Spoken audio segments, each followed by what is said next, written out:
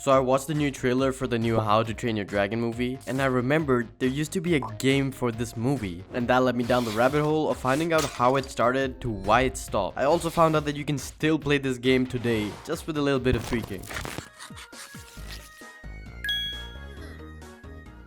Imagine being able to hatch and raise your own dragon. That's exactly what School of Dragons offered players when it launched in 2013. The basic idea behind School of Dragons was straightforward. It took the characters and setting from the movies and turned them into a game where kids could learn while also having fun. You create your own Viking character, choose an egg, and watch your very own dragon hatch. From there, you train your dragon, go on quests, and learn real science along the way. Going back to the gameplay of this, I had the effect where you think the game is like 100 times better in terms of graphics, but it's not.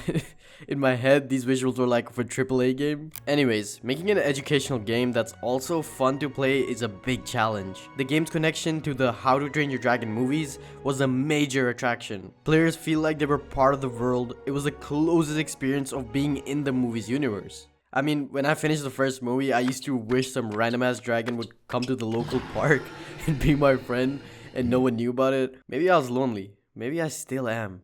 Maybe I need help. When School of Dragons first came out, people were really excited. Parents liked that their kids were learning while playing. Kids loved that they could use their own dragon and learn stuff like using math to figure out how fast they were going, or learning about different types of rocks while exploring a volcano. Jumpstart had found a way to make learning fun. The game had over 80 different dragon species, each with a unique ability. They also had basically the whole Viking package, from flying and fishing to farming and racing. There's always like something to do. The game kept growing, adding new islands to explore, each with its own quests and secrets. However, the expansive world would come at a price. The game had over 270 quests, and the game's size and complexity sometimes led to performance issues. Players with older computers or slow internet often faced lag and long loading times. The higher performance needed felt like trying to ride a dragon with a broken wing. You got the joke, right? Right? You got the joke, right? Right? Did you get the joke? Dragon training is central to the game. Popular choices included the Deadly Natter, Gronkle, and Monstrous Nightmare. Each dragon has its strengths and weaknesses, making your choice important for different tasks. The game wasn't just for solo play. You could team up with your friends for activities like Fireball Frenzy and Thunder Run Racing. I'm pretty sure I used to play this with my brother, but if I ask him about it, and his goldfish attention span ass would probably not remember, so I'm not even gonna bother. However, not everything in the Dragon Paradise is perfect. Despite its cool features and educational value, School of Dragon faced some serious issues. These problems started to affect player enjoyment and led to significant changes in the game's future. Imagine training your dragon for months, only for it to vanish because of a glitch. The game was full of bugs that caused crashes, invisible walls that stopped exploration, and quests that couldn't be finished due to technical issues. These issues were ruining the game for many players. People often had to completely reinstall the game just to keep playing. But the problems didn't stop there. School of Dragons used to have a freemium model, meaning the game was free to download, but the players had to pay real money for certain items. Over time, players felt pressure to spend more and more and more money. Want to train a cool new dragons or get gems to finish a quest? That will cost you. I mean, to be fair, if you asked me in 2013, I would probably sell my family for the gem. For many players, especially younger ones, this made the game hard to enjoy without spending a lot of money. As these problems got worse, fewer and fewer players wanted to play School of Dragons. Old players left because they were tired of the bugs and the pressure to spend money. New players didn't want to join because they heard about all the issues. The game's community had started to shrink. So when I was in the middle of researching this video, I found out about Silver Willowwing, who spent 8 years playing this game. Honestly, Silver, props to you. I wouldn't wish that on my worst enemy. Jumpstart, the company running the game, tried to fix things, but it seemed like they didn't have enough resources to solve all problems. In the end, School of Dragons faced two big challenges: technical issues that made the game hard to play, and a business model that made many players feel like they had to spend too much money to have fun. These problems created a cycle that was hard to break. Despite these issues, many players still loved the world of School of Dragons and hoped things would get better. But the road ahead was even tougher, and not everyone was going to make it to the end of the journey, except Silver Willowwing apparently.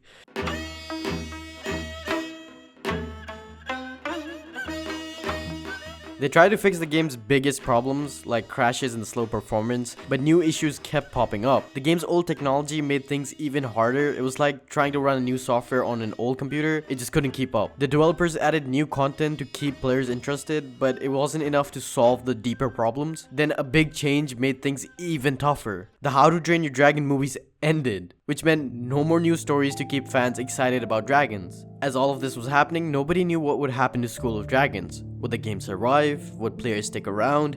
Everyone was waiting to see what would happen next. In the end, money problems brought School of Dragons down. A former employee said the game hadn't been making money for years.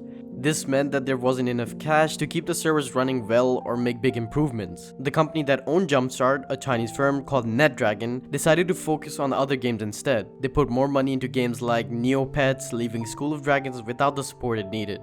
Despite all the efforts to keep School of Dragons going, the game was running out of time, the problems were too big and the costs were too high, and fewer players were sticking around. The end was coming.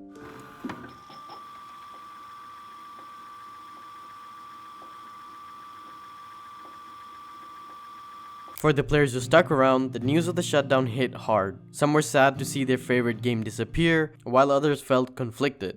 I am so relieved that this is happening.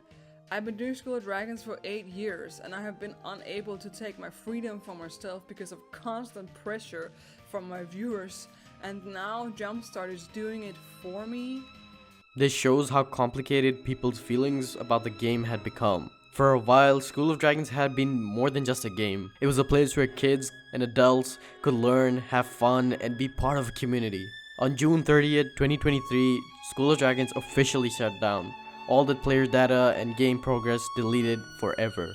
When School of Dragons shut down, it left many players feeling lost, but the game's spirit lives on through its dedicated fans who aren't ready to let go of the digital dragons just yet. One group has managed to recreate parts of the original gameplay, letting players relive their dragon riding adventures. If you want to learn how to play that version, I'm going to link in the description because I do not know how to do all of that. However, the unofficial version could probably face legal troubles from DreamWorks. The game was a big part of growing up. Some fans have started online petitions asking for the game to come back, but most people think that it won't work due to legal and financial issues.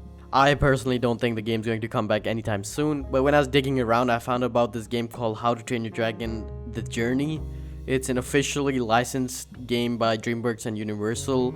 The game's pretty dog water. I'm being honest. I think the best game you have to play right now, if you really want to play a game in the How to Train Your Dragon universe, is you go play the PS3 version. I think it's one of the best versions of the game, and it's the most high quality version you're probably going to get.